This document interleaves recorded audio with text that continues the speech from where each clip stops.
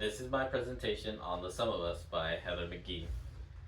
Now, I chose chapter 4, Ignoring the Canary, because the title intrigued me at first before we read the book. I thought it was going to kind of introduce how we've gotten to this point in our nation, how we're kind of divided right now, really.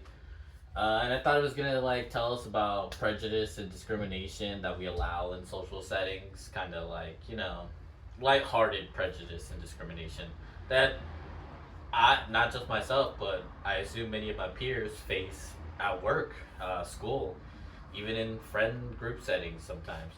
But after reading the title, after reading the book, uh, you learn about a different type of social discrimination, and that is financial discrimination. And the author basically teaches us about this with four different sections, three being about like personal lives that were affected. And then the fourth one is really sprinkled in between the three stories, and it's about predatory tactics that loners use against people of color, and what the government tried doing to stop these tactics. But it beyond after reading the chapter, you kind of find out that the government didn't do really a good job, and because of that, we suffered a huge financial crisis in 2007 to 2009. And here I have a few things like redlining, subprime loans, IBG, YBG, and ARMS. And I'll discuss them a little bit later in the other slides. But here's a map of like redlining districts, and this is just kind of like uh, a small comic book, illustration showing how like how the financial crisis happened.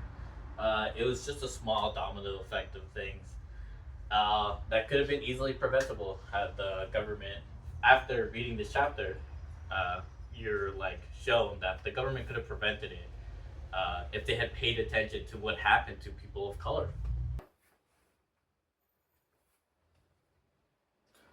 Thank you for that, classmate. I know there's no other classmate, it's just me. But I thought I'd dress differently, kind of represent a different person, but I might have overdone it a bit. Anyways, the author introduces us to our first personal, like, personal lives that are affected, Janice and Isaiah Tomlin. Now, Janice and Isaiah Tomlin are black, and they're actually one of the first people in their family to own a house. Now, the author gives us a bit of imagery, information about their lives before explaining to us what happens to them. So, they describe their house and how they want a front end porch, for the kids and everything. They want a good neighborhood and all that stuff. They even tell us what jobs they have, and I don't remember what they are at the moment, but by all definition, they are middle class Americans. And it's with that they get a good neighborhood and everything. And the day that they move in, Isaiah is still at work while Janice is repainting the house and whatnot. Now, Janice asks the neighbor to borrow the phone, and Janice, I guess her hair was straightened that day. Maybe who knows? Anyways, the neighbor's like, hell yeah, you can borrow my phone. Like, we're in a good neighborhood. Now, it's not until later when Isaiah shows up that the neighbor realizes they're black. And in all honesty, it's rough. Like you can tell this neighbor is pretty prejudiced and wasn't too happy with that. But don't worry, the author and Janice and Isaiah, when talking to each other and having back and forth, they kind of laugh about it. They're like, yeah, we did that, so don't feel too bad. Uh, Anyways, let's move on here. Janice and Isaiah later on in their lifetimes basically want to use the equity of their house to get a loan. And this is actually where we're introduced to one of the topics we were earlier discussing, a subprime loan.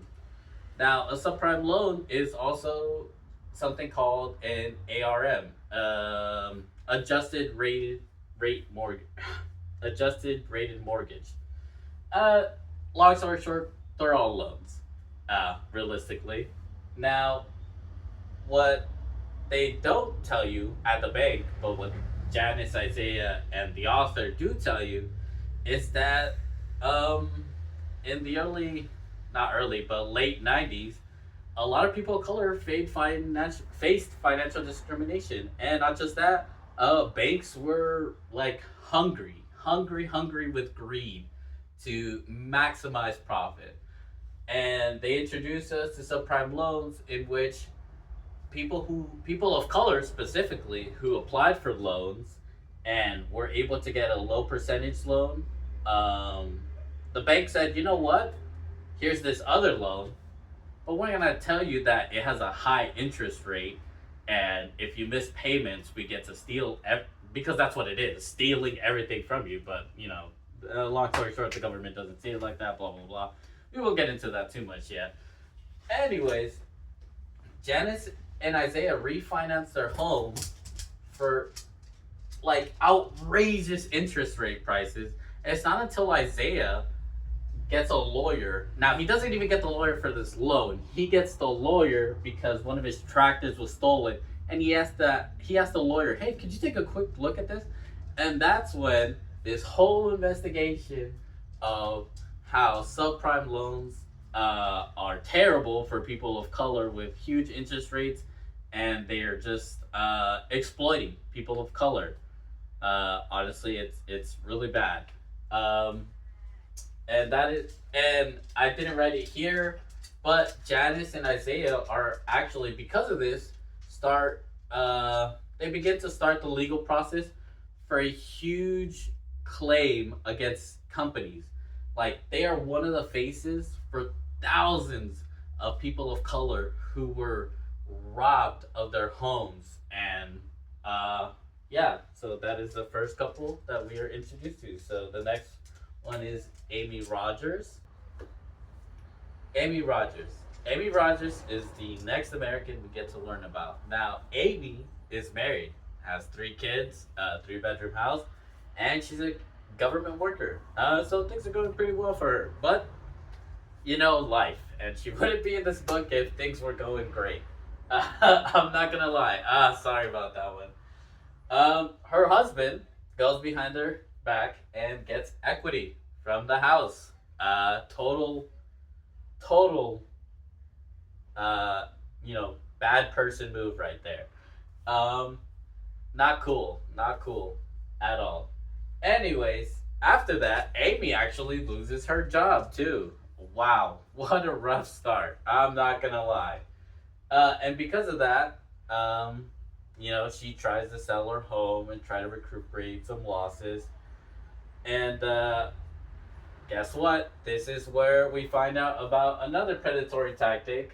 Not necessarily, there's no name for it, but it's just kind of like a bad guy thing to do here. The bank is like, hey, if you're gonna sell your house, well, we want a part of the deal because you haven't paid off your house, so we want our money back. We it's our property, so we want it back. And Amy's like, all right, cool. Let me get with the lawyer. Or they don't really say, let me get with the lawyer, but she says she offers the bank quite a few deals on how she's gonna buy the house back, and she's just short of like 10,000, a few thousands of dollars. And the bank says, no, no, no, we don't want that. And honestly, it sucks because after all this like legal battle, the bank forecloses her house anyways. And guess what? When she sells the house, she has to pay back the debt that her ex-husband, yes, they filed for divorce, by the way. She has to pay the debt her ex-husband accumulated. She has to pay the house back. And guess what? The bank said every time we notified you, or every time we had to like talk to you about like what are we gonna do with the house, we're gonna bill you for all those. So essentially, when she let the house go in foreclosure and the house got bought, she basically gained almost absolutely nothing, because the bank billed her for everything, everything. By the way, just her. Like they don't even mention the ex-husband paying anything. By the way, which I doubt he would have if you're gonna go behind your wife and do some really terrible things. But guess who bought the house?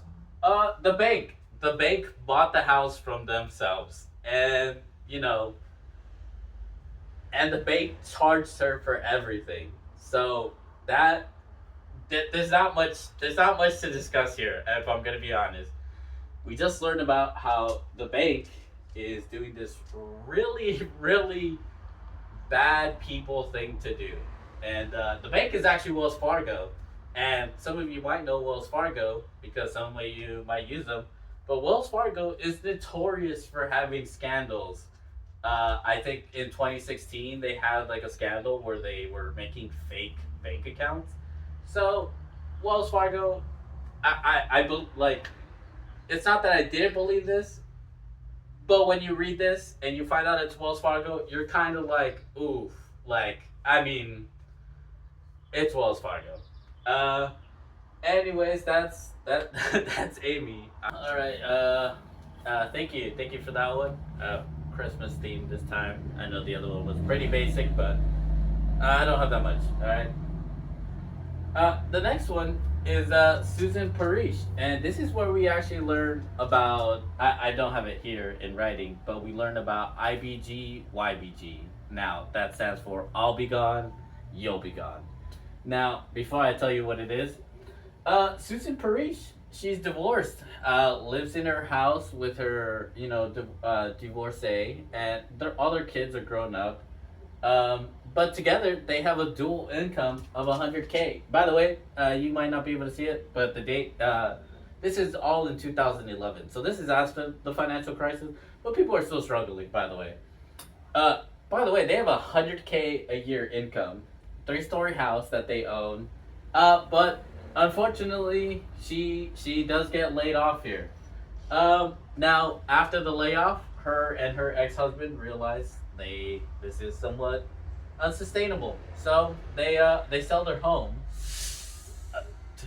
the home that they've lived in for so long. By the way, and she only makes $1,700. Yes, you heard me right. 1700. $1,700 is her profit gain from selling her home. That's that's terrible. I'm not gonna lie. That's nothing. That that is literally less than 1 month's rent.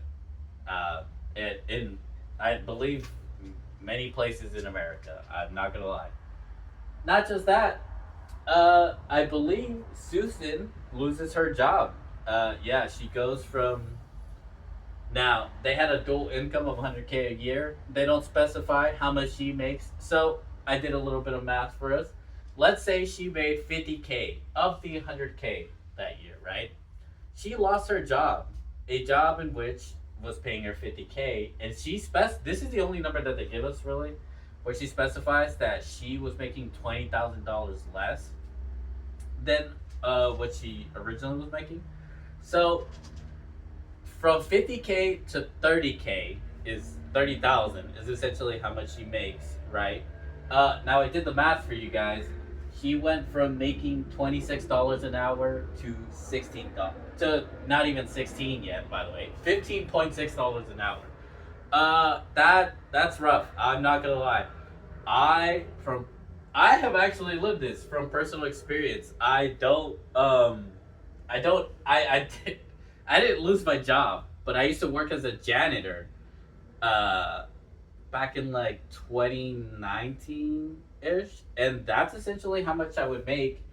And then it wasn't until I started working as a blue collar worker that I started making $26 an hour as a blue collar worker. And I can tell you right now, that is a almost astronomical leap. I'm not gonna lie, because realistically, even though she's making $10 less, I think after taxes and after that, you make like a third of what you were originally making. Which imagine, like, we are a lot of people are struggling financially right now, but imagine you're struggling financially, and not just that, you now only make a third of what you were making, and you have to live off of that. Uh, uh, okay. Now, it's absolute dog shit. I mean, dog water. Sorry. Um, so basically, Susan is struggling. Struggling. She eventually has to live in an RV because of how bad things get. Now, mind you, this was 100K a year with her own house. This is by all means, almost upper middle class. And the author does a great example of showing how it doesn't matter in what, unless you're like the top 1%. But even upper middle class Americans were struggling with this. And with um even upper class Americans are struggling with the backlash of all these predatory discriminations because Susan, by the way, Amy Rogers was white. I forgot to mention that. Amy Rogers and Susan are both white. And they're actually the aftermath of the discriminations and like the predatory tactics that the banks use. So the predatory tactic being IBG YBG, if you guys remember, that is essentially when the bank would be like, "Oh hey, like this is your loan and this is your house, like this is the loan for your house, right? Now we're basically going to sell this loan to another bank, right? And now that bank owns your house and they're the ones in charge of your loan. Now every time they did this, they would this the first person. It's kind of like it's basically a pyramid scheme. The first guy to start gets the max profit. The second guy's like, oh well, now I gotta sell it for a higher profit, and then so on and so on and so on. And usually, I think no, this isn't. I don't say it right here. But basically, this just keeps happening until like you're basically like in a unattainable, unwinnable situation because every time there's a transaction between two banks, guess what those banks do? I'll give you a second. I'll just tell you.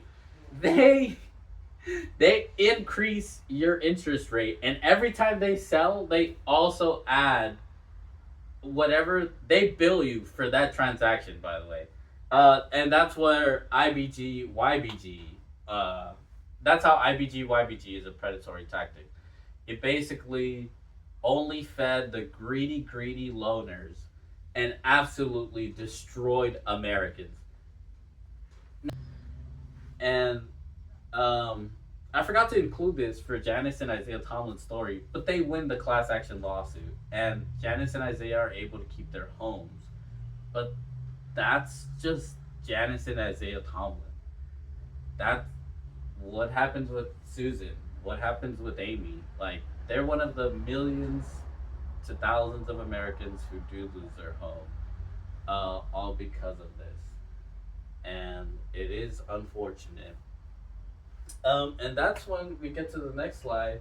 Things I learned. And to the things I learned. By the way, one quick thing. During Susan's thing, I do mention IBG YBG. That actually doesn't happen to Susan, but it's just I think the book talks about it during that time. Like there are like brief moments in between the sections of people that the book like tells you about stuff that's going on, like during current events, like during 2011, like this was going on, or during 2001, this was going on. But yeah, I just wanted to add that because that did not happen to Susan. Susan just fell to like really unfortunate circumstances that were all led up by these things because she was also having a really hard time like finding a place to rent. In the slide I say that she has to move like 5 times, and that's honestly all to predatory tactics, high interest rates that like affected many Americans during the early 2000s. Anyways, here are the things I learned. This is kind of more detailed, essentially explaining the things we learned. Like subprime loans are loans that were given out with high interest rates, so that the lender felt comfortable giving that money. So, like, let's say I'm the bank, and I see somebody who wants money, and I'm just like, oh, well, your the credit score didn't even matter. Subprime loans were mainly given to people of color, and they were mainly given to people of color because they lived in redlining districts. And I'll talk about it in a bit for redlining districts. But basically, subprime loans were given to people of color, um, and you'd be like, "Hey, you're a person of color. I'm gonna give you a loan, but it's gonna be at a high APR." But that I can't do anything about it is essentially what the bank would say. Now, ARMs are, like I said, adjustable rate mortgages. Now, these mainly came because of how profitable variable rates were. Vari- Variable rates, adjustable rates. I'll be honest, they're like the same thing. Realistically, it's it's a loan that you can adjust the interest rate, and the book talks about how variable rates were tested on people of color. So essentially, they would be like, "Hey, these people of color, we're gonna give them high APRs to see if they can pay it back, see if we make maximum profits because they're greedy people, and that's unfortunate." Um, but the next thing was redlining. So basically, I added this little bit. You'll be able to read it. But redlining was when this financial company, I believe, I don't remember who it was, but I think it was the FCI. It was one of these organizations, or maybe I didn't put it up. I don't remember correctly, but some organizations would essentially, like on a map, color in districts in which loans were profitable and acceptable. And essentially, all the neighborhoods, counties, neighborhoods, areas that had people of color would be colored in red because you'd be like, oh, hey, like you can get away with giving high APRs. Or like, hey, if you give high APRs here, people will foreclose on their house. And actually, that's where the stigma that people of color don't pay off, that people of color have bad credit scores, or that they don't pay off their loans. That's where it originates from. Uh, an organization slash corporation. I'll put it up like if it's not one of these organizations, I'll put up the name of the organization like somewhere around here in my hand. Anyways, that's what this organization would do. They would color in the areas where people of color lived, and they'd color it in red. And for like a brief moment, companies were like, "We're not going to give loans out in this area," but then they realized how they can foreclose people. They realized how they could gain huge profits from high interest rate. So then they started looking at red lines like a predator, and that's how it became.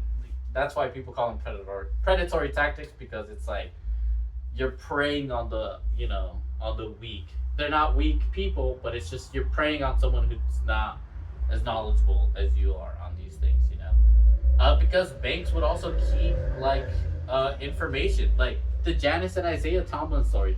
Like Janice and Isaiah went to the bank to be refinanced, and they trusted the banker because they were like, "Hey, you're the one who knows. You're the one who's doing this.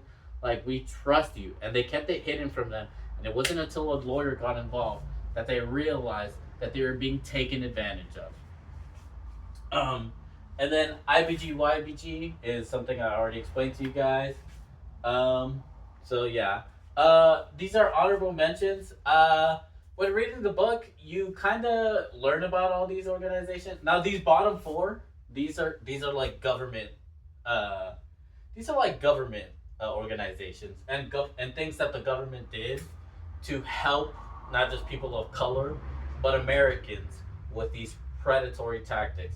I'm not gonna lie, the book they might be more helpful now, but the book gives the book tells you like, hey, like the government did this, but it was kind of like it didn't really help anybody. That's when like Acorn, like the book tells you about Acorn, about how some Americans finally took it into their own hands to form organizations to help inform people of color. And that's kind of the good the like the one the only one that's talked about in a good manner. Not just that, these things, like, yeah, they're there to help, but it's literally the government saying like, hey, this is the bare minimum that we. They're telling the banks this, like, hey, the banks and financial people, like, hey, this is the bare minimum. Like, you can't, like, anything below this line is predatory behavior. And then the bank would just like absolutely ride that line. And sometimes they just didn't even care. Like, they did not care at all. And that is things I learned in chapter 4. Now I do have one more slide. Honorable mentions, low key scummy people. Now, the book. Now these people are kind of like they get like small portions, nothing like compared to the other people we talked to. These we get testimonies from loan officers. Now Elizabeth Taylor, loan officer, she explains to you how instead of get so. Oh, I should have put prime loans, but they don't really talk about prime loans. She explains, I'll give a brief example. Prime loans are the actual loans that people would want with low interest rates, good amount of money being loaned to you with low interest rates, right? So she explains how the bank, like her bosses would be like, "Hey, if you give out a subprime loan instead of a prime loan, we'll give you more money." And I'm not gonna lie, in the book, she does not say she doesn't do that. Like, she kind of writes a line that, like, yeah, that's kind of what we were doing. Like, we were told by our superiors to do this. And she doesn't deny doing it. So, that's why I think she's a scummy person. Mario Taylor, I don't know if he's a credit manager, but he talks about how credit managers would be like, yo, you have to literally manipulate documents. So he would, like, they would white out, like, pay stubs or stuff like that, and they would be like, yeah, this family makes more that they actually make, and we can give them a super high loan with super high APR, and when they default on the loan, who cares? We're just gonna take everything back. Um, he also talks about this tactic where basically they'd be like, hey man, we could give you this loan, 2% interest, all the money you're asking for. And then when they would go and apply, he'd be like, you know what? Yeah, you guys could get that loan, but you could get this loan for more money with, and maybe you'll get more more interest rate, but you'll get more money. And he does that knowing full well he's not going to give them the first offer. So he does. Oh, by the way, I right here kept calling till they said yes. There was another predatory tactic, doesn't have a name. They would spam call people 15 to 20 times a day. Now, mind you, now we have smartphones, and even with smartphones, you can still get spam call. But imagine back then, you're at home and your phone is ringing. Your phone rings 15 separate times. Like, that is maddening. Like, you'd probably want to disconnect your phone from like the landline and just like not have it connected at all. But then you miss important calls, so you have to keep it connected. So it was something you couldn't even avoid, up until like the voicemails and technology advances. But still, we didn't have all that until like the early 2000s. And before then, you're just kind of like you're cooked. Then we have Tony Pascal. Tony Pascal was actually a banker that was a person of color, and I'm not gonna lie, he also does scummy things. He talks about how whenever his coworkers would say racist and derogatory things towards people of color, like calling them slurs, he would just let it slide because he was he was in enemy territory. It's kind of the feeling you get when he talks about it. But realistically, like you got like I don't, they were different times, but that doesn't justify the behavior occurring during these times. And I feel like in his shoes, I would have at least stood up in those times. Anyways, he does this thing called there's no name for it, but he would tell people that he was giving out a loan to. He'd be like, "Oh, I ran your numbers, all this, and this," and now I'm telling you about ARMs. I'm telling you about subprime loans. I'm telling you about sub-rate loan or variable loans. I've told you that instead of giving the low interest rates, they would give the high interest rates. And to me, that's like, oh, you can adjust the number if you really want to. No, Tony Pascal was part of the people who would tell people, hey, you're locked in at 20%. Sorry, can't do anything about it. If you go anywhere else, they'll probably tell you the same thing.